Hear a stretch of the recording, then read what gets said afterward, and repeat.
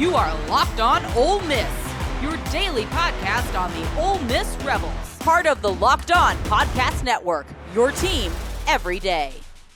Thanks again for making the Locked On Ole Miss podcast your first listen every day. We're free and available wherever you get your podcast, including YouTube. We are part of the Locked On Podcast Network, your team every single day. Hello, I'm Steven Willis from the Locked On Ole Miss podcast. He is Michael Katz from the Northeast Mississippi Tupelo Daily Journal. That's easy for me to say. And how are you doing, bud? I'm good, man. How about yourself?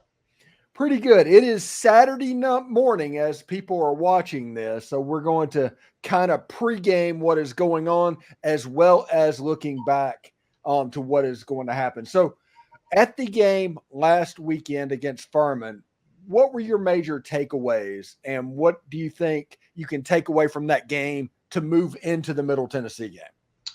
I think for me, the biggest thing was they played a really clean game for the most part. I think in these sorts of games, like, you might end up winning by a lot, but it doesn't always feel good or look good. And I know there were some things that, they want to do better. That's how all coaching staffs work. They always have things that they can improve on. I'm sure they would have liked to have maybe gotten the running game going a little bit earlier when the game was quote unquote in the balance, which it never really seemed to be, regardless. But I think that when you outgain a team by 600 yards, you don't give up a score, you don't turn the ball over. Let's be honest, Ole Miss could have scored 100 points if they wanted. I mean, this was just they were able to do anything they wanted in that game on both sides of the ball. And I think, when you look around the country, there's a lot of teams playing these sorts of games early in the year. Usually most of them end up being blowouts, but not every team ends up feeling like good about the game. Or even, in the case of Oregon and Idaho, Oregon outgained them by 200 some yards, but that was a 10-point game. And that's an Oregon team that people are expecting really, really big things from. And that's an Idaho team that it's, similar to Furman, a very solid FCS, playoff team. So I think taking care of business the way they did was really important. I don't think you ever I don't think whether Ole Miss was focused or not in this game was going to matter, because they were going to win big regardless. But they looked really, really focused. Like, this wasn't an FCS team. Like, this was it's another game on the schedule. Don't look at the team name, anything like that. Like, we're just going to take care of business and do what we have to do, regardless of who it is. So I think for me, that was the biggest thing, is they played clean, they played hard, and it was a butt kicking. There's really no other way to put it. I think they said, though, in the last 40 years, and that's probably as far back as they've looked, Ole Miss versus Furman, that was the first time the team had scored over 75 points, and also had a shutout and gained over 750 yards. And that is how rare that is. And whenever people ask, it's like, hey, Ole Miss isn't playing anybody. It's like, yes, okay, go ahead and let me know the last time you beat somebody 76-0. Anybody. Yeah, and again, last year, they beat Mercer 73-7 or whatever it was. But everybody remembers the first play where Mercer's quarterback took it 75 yards for a touchdown. And that was the only thing that they did the entire game. Mm-hmm. But it was something that they were like, hey, this can't happen again. There were no moments like that in this game where you said, ooh, that can't happen again. It was dominant. It was dominant. Yeah. Well, if you wanted to look at one thing that everybody kind of is gnashing their teeth about, and it's probably the run game. But even saying that, every player on Ole Miss's roster, sans Ulysses Bentley, I think, had over 5 yards per carry. And was this a symptom of a problem or emblematic of the game plan? Yeah, it's funny. Earlier in the week, Lane Kiffin had said that the running game was going to be a really big emphasis. And of course, the second he says that, that they're going to throw for 8,000 yards. I think this was just one of those games where, you understand you have a really big advantage in your passing game and your receivers and all of the things that you can do. Take advantage of it, get your numbers, build up this lead. You can run the ball later. But this seemed like a game plan thing. I think if they had stuck to the run, They probably could have run for 300 yards, in that first half too, but they didn't have to. They just did what the defense was giving them. The fact is they could not cover any of Ole Miss's receivers. And if they're not going to be able to do that, why wouldn't you air it out? Yeah, and it's expected whenever you're playing against an FCS team that they were going to struggle covering Trey Harris and Juice Wells and those guys. And honestly, if we're going to be real about this and being completely real about this, other than Georgia and Oklahoma and maybe one other team, everybody is going to struggle to cover these guys.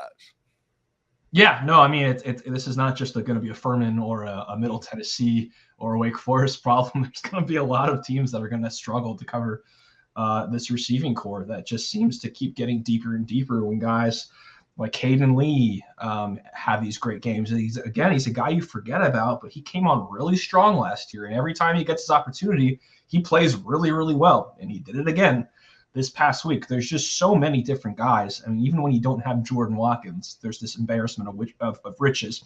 Daquan Wright, catches his first career touchdown pass, which I imagine was probably pretty cool for him because he's played a decent amount of college football at Virginia Tech, and in his first game at Ole Miss, he gets that. I mean, there's just it's so hard to key on one option or even two options with all that they have in the receiving game. So, I think there's going to be a lot of teams that are going to struggle to match up with what Ole Miss can scheme up and put out there. One thing that's kind of interesting to me is I did not expect Lane Kiffin to just name a backup quarterback before the season. I thought we were going to do the Orr thing, the back and forth, the Jackson Dart stuff to try and keep them both happy. I think this is probably an indication of how good Austin's been this fall. Yeah, I was actually very surprised when there was no Orr because that's just usually the gamesmanship. That's usually the way it goes. You don't want someone feeling a certain way when they look at the depth chart. They see things online, but like I know we've talked about it, and people have said in the practices that we have seen, Austin Simmons looked great. I mean, he has looked great all fall. They put him in the game, and of course, his first pass is just an absolute beauty. His overall numbers didn't end up looking great. Things to work on, but you just see the talent and the zip that he puts on the ball. We talked to him for the first time. He's just a super smart, savvy kid who does not seem like someone who is as young as he is. I think it's one of those things when you look at the way that, not just the depth chart looks, but the way that the reps were divided in the game. I think Walker Howard only threw 2 passes in that game. I think it's pretty clear that, if the bullets were fired and they had to put a guy in, it would probably be Austin. Yeah, and I've been saying for 6 months, I'm not claiming that I'm right or taking a victory lap or anything like that, but I've called him 2 or 3 inches this whole time. And whenever you see him throw a football, that is pretty. It's been since Eli Manning as a quarterback's looked as pretty as that throwing a football. Yeah, no, and again, I know the lefty thing, like the first thing that comes to mind is like, it's Tua, right? It's the way that the ball comes off his hand, but there's just so much zip and it's effortless. And again, this is a guy who just had a fairly major injury on his elbow that a lot of people were unsure of how that was going to look. And here he is stronger and better than ever. I imagine that arm is probably going to only look better as the year goes on. He gets healthier. Yes, coming up after this break, we are going to start talking Middle Tennessee. And today's game, this is Michael Katz from the Northeast Mississippi Tupelo Daily Journal. I don't know why I can't say that, but we'll talk about that coming up next. LinkedIn just isn't a job board. It's a network full of professionals you won't find anywhere else. And what's great about it is even those who aren't actually searching for a job might see your role and decide that, hey, that's exactly what I'm looking for. Over 70% of LinkedIn users don't even visit other major job sites. If you're not on LinkedIn, you're probably doing it wrong, and you might be missing out on your best candidates. 86% of small businesses get a qualified candidate within 24 hours. That's fast, and honestly, that's kind of what you need in today's market. If you want to hire like a professional, use LinkedIn. Post your job for free at linkedin.com/lockedoncollege. That's linkedin.com/lockedoncollege to post your job for free. Terms and conditions apply. Also, Game Time is your place to get the Ole Miss tickets you desire. They have killer last-minute deals, all-in prices, views from receipts, and the lowest price guarantee. Game Time takes the guesswork out of buying Ole Miss tickets. You know, there's not a bad seat in Vaught-Hemingway Stadium. Everywhere it goes, pretty good seat. But Game Time has it set up to where you can see exactly what you can see from each seat. Check that out. They have the lowest price guarantee, event cancellation, job loss protection.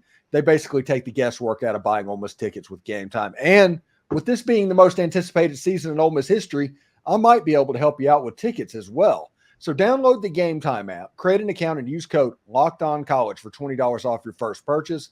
Terms apply. Again, create an account, redeem code LOCKEDONCOLLEGE for $20 off. Download Game Time today, last-minute tickets, lowest price guarantee. And also today, for looking for last minute, this might be the last time to get a reasonably priced ticket into the stadium because it even looks like Georgia Southern is going to sell out.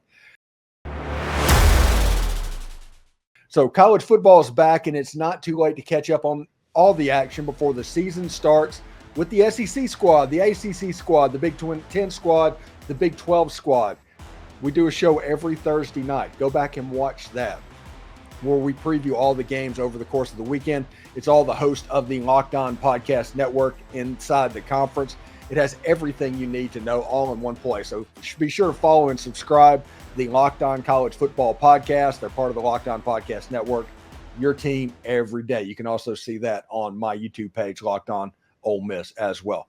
So, Michael, turning the page to today's game with Middle Tennessee. I talked to Sam Dalton out of GoBlueRaiders.com about what's going on in MTSU. He says it looks like they might be down 2 offensive linemen in this game. He said they might be down a cornerback or 2 in this game. And all in all, I'm kind of understanding why this line's at 41 right now. Yeah, I mean, look, you look at their game last week, they barely beat Tennessee Tech, and they were outgained in that game by Tennessee Tech by 20 or so yards. It's going to be a struggle. And again, you talk about missing offensive linemen. This is not the team that you really need to be missing offensive linemen against with what Ole Miss brings to the table on its defensive line. It was already probably going to be an uphill battle. But if you're bringing backups in, it's going to be pretty brutal. Yeah, that's not good. And if everybody remembers, Derek Mason is now the coach of MTSU, for those who do not know. Whenever Derek Mason went to Vanderbilt and they transformed from what they did at Stanford, from what James Franklin did at Vanderbilt, it took time for a semblance of it to be okay. And that first year, I think Hugh Freeze beat that Vandy team like 54-14 or something ridiculous like that. Now, I say that to say this, so don't expect me. I don't think this is any situation to where Ole Miss is going to be threatened on the scoreboard. But Derek Mason at Auburn, he actually kind of had some of the secret sauce because he was the defensive coordinator at Auburn when Matt Corral went into that town, picked off Corral like 4 or 5 times in the end zone. He kind of had that secret sauce. Now, I do not know if MTSU is going to have the personnel to make Ole Miss hurt like they did at that Auburn night. But one thing's for sure, Derek Mason's going to have the scheme and know exactly what needs to be done. I just don't know if Middle Tennessee is going to be able to do it. No, for sure. And you know, their familiarity even goes back to their Stanford USC days when he was the defensive coordinator at Stanford. I mean, he's seen Lane. Obviously, Lane has evolved as a coach, you know, offensively since then. Derek Mason has changed since then. But, you know, Derek Mason is a very highly respected guy. Defensive mind around college football and just a really well-respected coach. You know, like you said, I don't know if they're going to have the pieces to hang with them, but I think that the scheme at least will be something that you can have a chess match with. And even if you're probably going to end up beating the scheme because you've got better dudes, but at least it's something where, hey, this is at least it's something to challenge us mentally with. And I think that's, you know, again, in games like this where you're probably not going to be challenged, at least it's something to be challenged with. Yeah, and I think this game, honestly, Lane mentioned the run game again, which means they're obviously going to throw the football again. But I do think with the transition that's going on at MTSU, in the front seven. They're transitioning to a 3-4 defense with 4-2-5 personnel, which means there can be clunky fits at certain positions, which means in these first and second level, you can make some damage in the run game. And Ulysses Bentley IV, he didn't have the best game against Furman, but he does have the explosive attack to where if he gets into that open space, he can cause a lot of trouble for the Blue Raiders. Yeah, I mean, he's the kind of guy that can make angles sort of irrelevant just with his speed and bursts. So, it's always sort of hard to know what to expect from Lane Kiffin offenses on a given week, especially when they can probably do anything they want in a game like this. But whatever it is, it's probably going to look pretty good and it's probably going to be effective. But I do think, though, that, again, if you were going to nitpick something, and I know running for 250 yards or whatever it was is a pretty good end result. I think establishing the run game early in this game, even if they don't stick with it, I think getting that started early would probably, be something that you got to think they want to at least try to do, because, you got your first road game coming up. These games are going to start getting harder. You're going to have to start establishing the run early in games, sooner than later. Might as well start it here. Do you think Matt Jones deserves first half carries in this game? It's hard because, every time he's played, he plays well. And I understand that a lot of that is, and not to take away from his talent or anything like that, but circumstantially, he doesn't always play against the top-notch guys. When he's played against Vanderbilt, it was sort of garbage-ish time, and he's played really, really well in his opportunities. There's no, you can't take that away from him. And I know that Furman was trying their damnedest to try to get him down. They just couldn't. It's interesting. I think what's interesting for me is that he was the first guy. He started getting carries before Rashad Amos did. I thought that was kind of interesting because we talked about it being a three-headed monster, and it's probably going to end up being a three-headed monster at some point. But really, it was pretty clear that it was Bentley and Parrish at the top of the hierarchy this past week. And then it was Matt Jones, and then Amos started getting his carries. So I'm curious to see how that whole thing sort of sorts itself out. And I imagine it will, and I know it's week one, and, you're going to give guys carries who have been in the program and have earned it and all that sort of stuff. But it was a little bit surprising to see the way the carries were distributed. You think this is the week that Jordan Watkins comes back? I don't know. I mean, I don't know why you would. It's probably not even worth it. If it's even a question, why you're probably not going to need him. You might not need him against Wake Forest either. Get him healthy. You want him at full strength when it really starts mattering. We were not able to go to practice this week, and that's usually indicative of guys being on the fence in terms of being available or not. But I just know, for me, I don't know if it would be worth it, but that means he's probably going to have 20 catches for 200 yards this week. So, yeah, I don't know if it's absolutely true or whatever, but fans talking and everybody knows somebody that knows somebody. And there's hey, we saw Jordan Watkins at practice in a red jersey. And it's okay, but where's that confirmed from?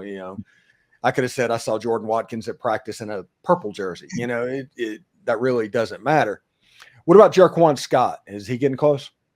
I think so, but again, it's hard to know just with how limited the access is right now. But again, at the same time, you're not going to need them. You've got so many new pieces as it is. Why not try all of them out? Why not try some of the young guys too? So I've never been under the impression that either of those were particularly serious or that they were things they were worried about lingering. And I don't think anything's really changed my mind. I think that the circumstance of opponent would probably determine more whether these guys would play rather than where the health is actually at. Okay. And I'm gonna rant real quick before we get out of here for a second. And I'm going to rant about injury reports, because all we heard whenever we heard that injury reports were coming is how it's a good thing. This was the talking point. It was a good thing because seedy people were trying to find injury information out behind the scenes. And all of this stuff was the talking point. And then at the beginning of the season, when it happens, they are only doing it on conference games. So obviously it wasn't important enough to do it in the non-conference games. obviously this is all spin and this is for the gambling sites, right? For sure. No, I mean, that's kind of where it all is these days, right? But yeah, no, it's going to be very fascinating to see how these reports end up unfolding. I'm very curious to see Ole Miss's first injury report and the sort of depth or lack thereof that we end up getting. I will gladly admit I could give two rats patootie about South Carolina and Kentucky, but I looked at the injury report. Of course. Yeah, no, 100%. Yeah. So it's weird times. I don't imagine Lane is probably super thrilled with this development, just given how Ole Miss likes to play things pretty close to the vest. But it's just sort of where things are. Why play things close to the first time you have to do is an injury report for the first SEC game. You play all your non-conference games. What does it matter? Just act like the injury report is going right now and it will affect nothing. No, yeah, you're preaching to the choir here. I don't think it's I don't think that's going to be the reason Ole Miss wins or loses games this year. I'll say that. Yeah, I'm pretty confident in that one. Yeah, I'm ready to see the first time an injury report happens to where Lane has to answer questions about the status of a player. And I want to find out what is said there. And I guarantee you it's going to say, we hope he plays. He's questionable. That's going to be what it is. Yes, 100% yes. Can't wait. Anyway, thanks again for making the Locked On Ole Miss podcast your first listen every day. We're free and available wherever you get your podcast, including YouTube. We are part of the Locked On Podcast Network, your team every day. Today, Ole Miss takes on the Middle Tennessee Blue Raiders. Michael, what kind of content do you have planned for Blue Raiders coverage? I talked to the same gentleman you did over at Middle Tennessee. I did a Q&A with them. I also went on a podcast over there. So we've got some cross coverage stuff going on with trying to learn a little bit more about the program. This is actually the week we finally got to talk to Juice Wells and Walter Nolan. So we've got stuff on that. We talked to Austin Simmons too. All these guys that we've been waiting on, we got them all this week, which was kind of nice. So stories on those guys, they've all got really interesting stories. It was just really cool to finally hear from them after they finally played a game. So a lot of cool stuff going on. That's another thing. Austin Simmons going into the press conference. This quarterback competition's over. Oh yeah. Pretty good. Anyway, Michael, have a safe trip over to Oxford, and we'll talk to you next week, bud. Thanks, man. Appreciate you.